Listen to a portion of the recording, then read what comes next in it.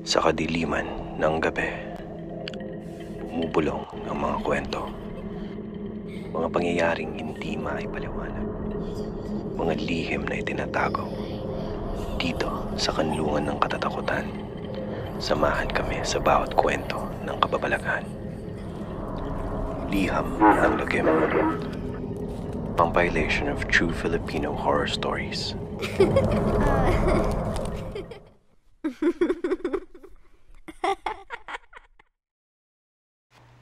Bago ho tayo magsimula sa storya, ay inaanyayahan ko po kayong mag-subscribe at mag-like sa video. Napakalaking tulong po nito para sa aming munting channel. Asahan niyo pong mas pagbubutihin pa namin ang paghahandog ng mga nakakatakot at nakakakilabot na mga storya. Maraming salamat po. Ang mga ligaw na kaluluwa sa Tacloban. Magandang araw po, Liham ng Lagim. Sana po ay umabot sa inyo ang aking liham. Ako po ay masugid na tagapakinig ng inyong programa. Nakakaaliw ang inyong mga handog na kwento. Minsan nga ay pinakikinggan ko ito habang papatulog sa gabi. Hanggang sa minubuksan ko na lang ang ilaw. Tinatakot ko kasi ang aking sarili.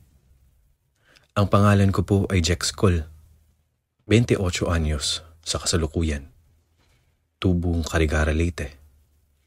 Naninirahan at nagtatrabaho na ngayon bilang isang chief cook dito sa Maynila. Tawagin niyo na lang po ako sa pangalang Jex for short. Ewan ko nga ba sa aking mga magulang kung bakit ganoong pangalan ang ibinigay sa akin. Ang sabi lang nila ay hango daw ito sa kanilang mga paboritong artista. Ang liham pong ito ay patungkol sa aking karanasan noong ako'y minsang nanirahan sa Tacloban, Leyte. Noong mga panahong ako'y nasa kolehiyo pa, sariwa pa din sa akin ang mga naganap. Para bang ito'y kahapon lang. Sana po ay inyong magustuhan. Narito po ang mga naganap. Siguro'y nasa mga 21 anyos ako noon. Taong 2015, ako'y nasa kolehiyo sa isang pampublikong paaralan sa Tacloban. Kilala ang eskwelahan na ito dahil sa samot-saring kursong nandoon. Ako noon ay HRM student. Dahil sa ang Carigara po ay nasa 1 oras mahigit ang biyahe mula sa Tacloban, ay ako ay nag-boarding house na muna doon malapit sa Seawall. Isa itong barangay sa mismong downtown ng Tacloban. Katabi lang nito ang dagat. Mahinahon lang ang dagat dito at hindi maalon kasi nga napapaligiran ng mga pulo. Sa tapat po kasi ng dagat ay ang mismong summer na din. Kalapit dito sa Seawall ay ang Tacloban Fishport. Tanda ko 2 taon na noon ang nakalipas mula nung trahedyang naganap. Ang paghagupit ng pinakamalakas na bagyong tumapak sa lupa, ang bagyong Yolanda. Kapansin-pansin pa din sa buong Tacloban noon ang pinsalang ginawa ng bagyo sa mga pader, sa mga dingding, at iba't iba pang building at establishment. May mga bakas pa din at mga palatandaan ng naganap na sakuna. Kahit na ang mga bukid noon ay hindi pa tuluyang yumayabong, may mga mangilan-ngilan pang parte na wala pang gaanong puno. Kahit sa mapait ang sinapit, ang mga Taclobano naman noon ay nanatiling matatag. Hinaharap nila ang bawat araw na may ngiti sa kanilang mga muka. Bisig na hindi matitibag at alam ng puso na hindi mamamatay. Padayon, sabi pa nga ng ilan. Tanda ko ay mag-iisang linggo pa lang ako noon sa aking tinutuluyan. Sa isang masikip na kwarto, ako lang mag-isa ang nakaupa. May isang bintana, may isang lamesa, at isang upuan. Ang mga pader ng kwarto ay gawa lamang sa kahoy. Kahit na hindi kaaya-aya, ay akin itong minarapat na lang. Gawa ng kami kapos din noon sa buhay, kaya't kailangan kong magtiis. Dumating ang isang gabi. Kakatapos ko lang noon magsulat ng isang talata para sa aming report kinabukasan. Siguro'y mag-aalas 12 na noon. Tahimik na din ang paligid dahil sa Lunes noon at ang karamihan ay may mga pasok pa kinabukasan. Dahil sa mainit ay aking binuksan ang aking bintana para naman makahagkilap ng kahit kaunting hangin. Tanaw ko ang iilang bubong ng bahay, ang maliit na bukid na nasa aming likod at ang iilang batong poste ng kuryente. Ako'y humiga at nag-cellphone na muna dahil sa ako'y hindi pa naman dinadalaw ng antok. Habang ako'y nag-i-scroll lang, ay may napansin ako sa gilid ng aking paningin. Parang may gumagalaw. May gumagalaw doon sa isang poste. Sa tuktok ng poste. Kinamot ko ang aking dalawang mata gamit ang aking mga palad at minasdan ulit. May gumagalaw talaga doon. May tao. Sa isip ko'y napakadelikado naman. At baka makuryente ang taong iyon. Lumapit pa ako ng bahagya sa aking bintana at aking namasdan. Isang lalaki sa taas ng poste. Nakayakap ng mahigpit. Galaw siya ng galaw. Para bang siya'y binabayo. Ang mga damit niya ay kapansin-pansing guray-guray na. May mga sugat-sugat ang katawan na para bang nahiwa na kung anumang matutulis. Ang pinagtataka ko ay para bang siya'y basang-basa at puno ng putik ang katawan. Ilang sandali pa nga at siya'y napabitaw ng yakap. Hanggang sa isang kamay na lang ang nakahawak at tuluyan na nga siyang nakabitaw. Para bang siya'y inanod ng kung ano. Siya'y unti-unting naglaho na lang sa hangin hanggang sa tuluyan siyang nawala sa aking paningin. Agaran akong tumakbo paroon sa lokasyon ng poste. Hinalughog ko ang bawat sulok. Baka sakaling naandun pa siya at kailangan niya ng tulong medikal. Ngunit wala akong nadatnan. Labis ang aking pagtataka sa aking nasaksihan. Guni-guni lamang ba yun? O pinaglalaroan lang ako ng aking imahinasyon? Ako'y bumalik sa boarding house at di ko nalang binigyan ng masyadong atensyon. Ilang araw pa ang lumipas at naikwento ko ito sa aking mga classmate. Ngunit di nila ako sineryoso. Nagtitrip lang daw ako. Kilala kasi ako bilang isang palabirong tao. Akin na lang itong winilang bahala. Umabot ang isang gabi. Tanda ko ay Martes noong araw na iyon. Ang kalangitan ay malumanay. Kalmado at tanaw ang iilang bituin. Pati na rin ang buwan. Ako'y nagbabasa noon para sa aming paparating na mga eksaminasyon. Mainit na kape sa aking tabi. Kaagapay ko sa palalim at palalim na gabi. Tahimik ang kapaligiran. Tahol lang ng aso at huni ng mga dumadaan na sasakyan ay kalimitan kong nadidinig. Tutok na tutok ako noon sa pagbabasa.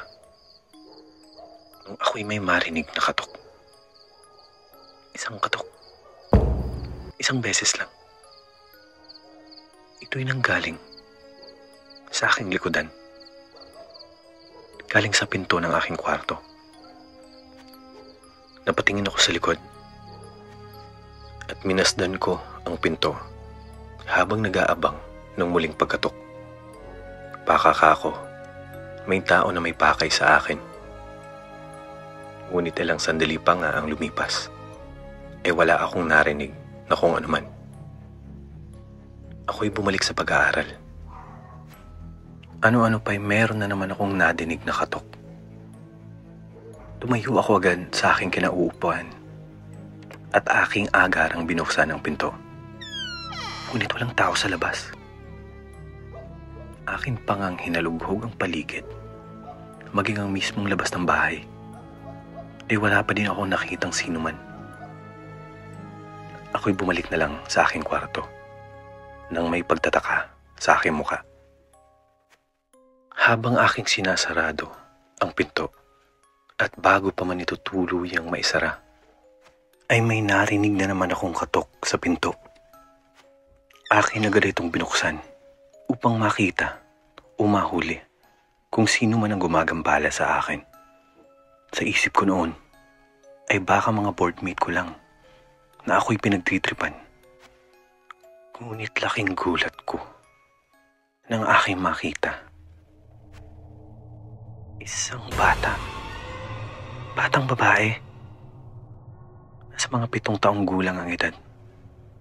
Mahaba ang buhok at itim. Kay putla niya na para bang kulay gray na nga kung ito'y titignan ng maigi. Kahit ang kanyang mga labi ay kay putla. Mga damit niya ay guray-guray.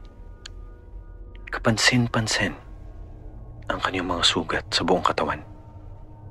Puno ng galos at pasa.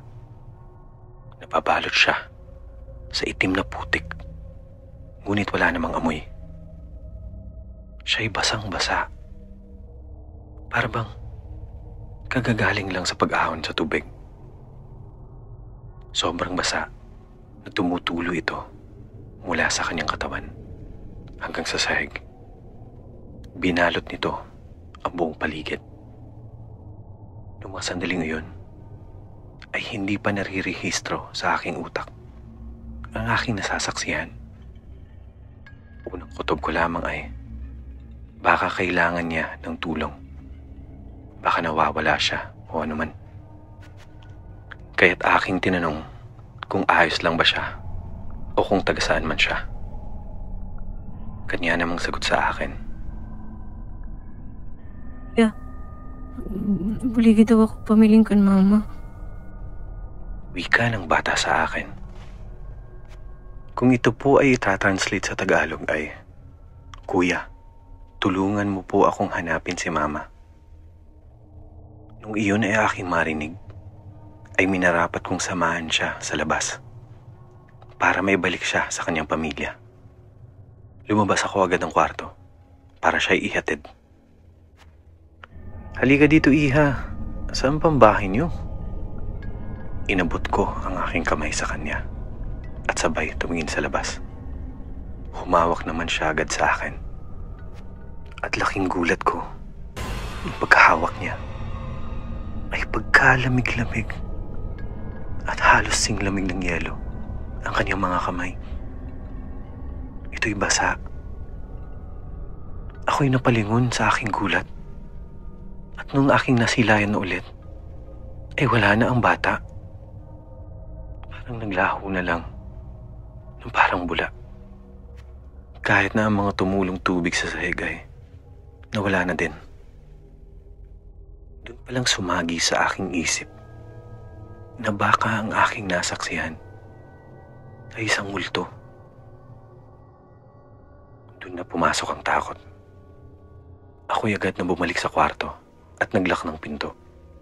Hindi na nga ako nakapagbasa kasi hindi mawala sa aking isip ang nangyari. Sino? At ano ang nangyari sa batang iyon? Bakit siya nagpapakita? Ito'y iilan lamang sa mga tanong na bumabalot sa aking isip. Siguro ay mga 3 linggo din ang lumipas at wala naman ako nasaksihan pa na kakaiba. At ang lahat naman ay normal. Katatapos lang ng aming mga eksaminasyon noon at magse-semestral break na. Nagkayayaan kaming mga magka-classmate noon na kumain at mag-inom sa labas. Hanggang sa inabot na nga kami na madaling araw. Nagpa siya akong umuwi noon at magpaalam sa kanila. Mga alas 3 na noon na madaling araw. Kailangan ko pa kasing maghanda at mag-impake. Dahil sa plano ko ay uuwi ako kinabukasan sa aming lugar. Nagabang ako ng tricycle.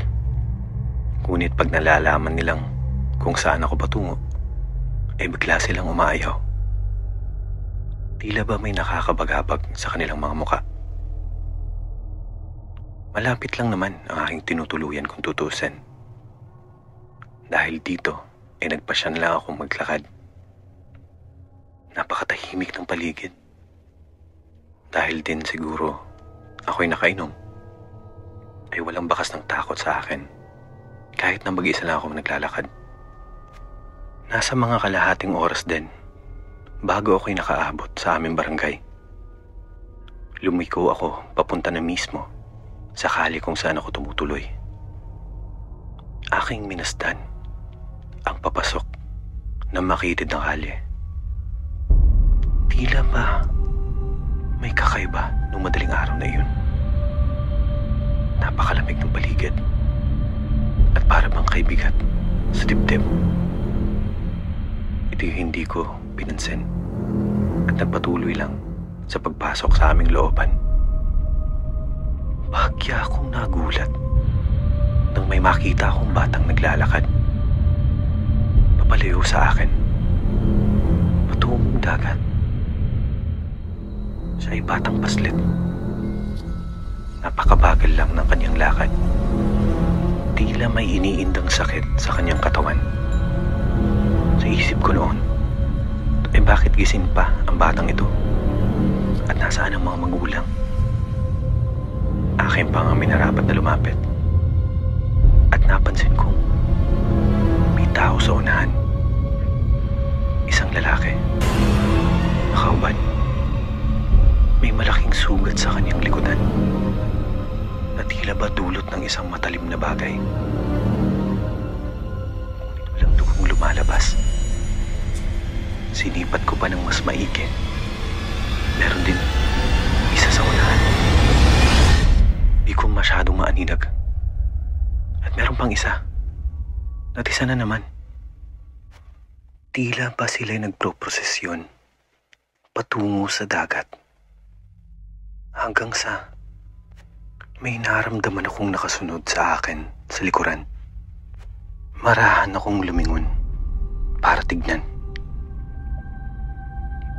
Isang matandang babae. Siguro'y nasa mga 7 taong gulang ang edad. Nakapalda siya at nakablaus na puti. Basang-basa at puno ng putik na itim ang katawan. Patungo siya sa akin. Di ako makasigaw at di rin ako makatakbo sa takot. Napaupo na lang ako sa gitna ng kalye. Habang siya'y papalapit sa aking direksyon, ay aking naaninag ang kanyang mukha. May isang malaking hiwa mula sa kanyang noo hanggang sa kanyang bibig.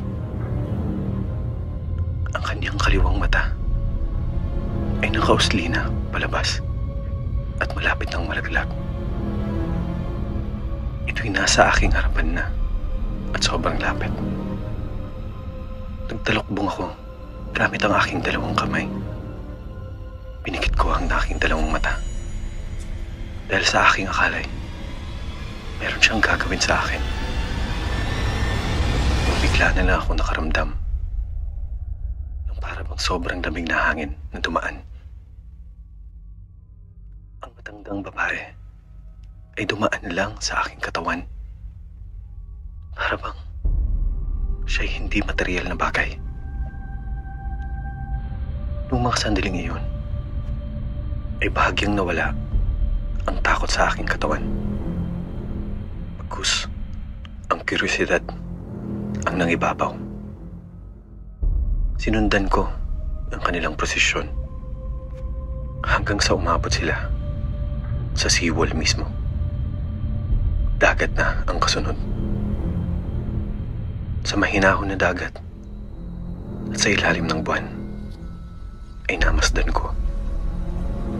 Isa-isa silang tumapak sa tubig. Hindi ko mabilang, pero ang tansya ko ay nasa mga 30 mahigit ang nandoon.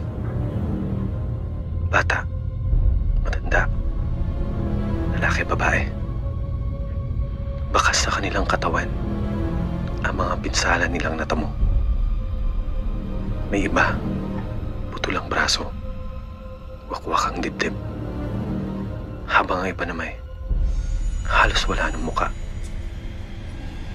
Patungo sila lahat sa dagat. Naglalakad ang marahay. Parang mistulang nakalutang. Hindi nila ako tinitignan. Pagkus ay patuloy lamang sila sa paglalakad. Hanggang sa isa silang naglaho at kinain na ng dagat. Ako'y umuwi ng boarding house. Bakas pa rin sa aking muka ang hiwaga ng aking nasaksihan. Kinabukasan ay ako'y papauwihin na sana sa amin. Nagpaalam muna ako sa aking landlord dahil mga 2 linggo din ako mawawala. Pumunta ako sa katabing bahay para siya'y kausapin. Pinatuloy ako sa kanila at pinaupo muna. Jex, sandali lang ah. Ako'y may inaayos lang. Puko na muna dyan sa sala. Sambit ni Kuya Don na siyang may-ari ng boarding house. Ako naman ay umupo sa sala para siya'y antayin. Tinignan ko ang paligid at aking nakita sa kanilang divider ang isang litrato ng batang babae. Akin pa nga itong nilapitan at tinitigan ng maigi. Pamilyar ang kanyang mukha. Para bang nakita ko na ito. Sa litrato na ito ay may kasama siyang isa pang babae. May edad na. Silang dalawa may kamukha. Maaaring ito ang kanyang nanay. Saktong lumabas naman ng kusina si Kuya Don. O Jex, ano tinitignan mo dyan? Yan? Siya si Peachy. Nakakabatang kapatid ko. Kasama niya dyan si Mama. Kuha yan sa Dynasty Center. Diyan sa malapit. Tanda ko ay birthday noon ni Peachy. Nung araw na yun ay namasyal kami at kumain sa labas. Sambit ni Kuya Don. Patuloy pa nga na kwento ni Kuya Don sa akin. Si Peach, siya'y biktima ng bagyo. Pati na din ang nanay ko, biktima din. Tanda ko bago pa nagsimula ang bagyo, ay hindi kami lumikas. Dahil sanay kami dito sa amin na binabagyo, ngunit wala naman masyadong pinsala sa aming bahay. Ang aking nanay noon ay kinukumbinsi ang tatay na kami lumikas. Ngunit si tatay, tigas ang ulo. Baka daw kami pagnakawan. Hanggang sa dumating na nga ang bagyo. Sa una ay mahinang hangin lang. Hanggang sa ito'y lumakas. Sobrang lakas. Para bang ito'y sumisipol na. Ang tubig ay dahan-dahan pumasok sa aming bahay. Kasama nito ang itim na putik. Nagaling dyan sa may seawall. Kahit na mismong seawall dyan ay nilampasan ng storm surge kung kanilang tawagin. Tinangay ang aming buong bahay. Tanda ko ay magkatabi lang kami noon 4. Nakasandal sa isang pader. Habang binabayo ng tubig at hangin. Ngunit sa kasamaang palad ay natibag ang pader. At natangay si Peachy at si nanay. Tandang-tanda ko takot sa mukha ng aking kapatid habang sila tinatangay ng alon. Sinubukan ko silang habulin, ngunit huli na ang lahat. Ininda namin ang buong bagyo na nakahawak sa isang steel bar na nakausli sa isang pader. Humupa ang hangin at ang tubig ay simulang bumalik sa dagat. Kaliwat kanan ang mga bangkay na aking nakita. Aking sinubukan sila hanapin, ngunit umabot ang isa, dalawa. Maraming araw ay sumuko na din ako. Marahil ay sila'y nasama sa mass grave o di kaya naman nilamon na ng dagat. Kwento ni Kuya doon sa akin. Bakas ang lungkot at pangulila sa kanyang mga mata. Ako'y nagpaalam sa kanya at minarapat na lang na huwag ikwento ang aking mga nasaksihan. Habang ako'y nasa bus pauwi, ay naisip ko baka yung aking mga nakita ay mga espiritong hindi pa nakakalisan dito sa mundong ibabaw. Sila ay nakakulong marahil dahil ang kanilang mga katawan ay nilamon ng dagat. Sa aking pagbalik, ay ako'y nag-alay ng dalangin sa kanila. Nagtirik ako ng kandila sa may paanan ng seawall. Gabi-gabi, bago matulog, ako'y nagdadasal para sa kanilang kapayapaan. Hanggang sa ako ay nakatapos sa pag-aaral. At dito na din sa Maynila nanirahan. Hanggang dito na lang po ang aking kwento. Maraming salamat po sa pakikinig at sana'y inyong nagustuhan. Salamat po.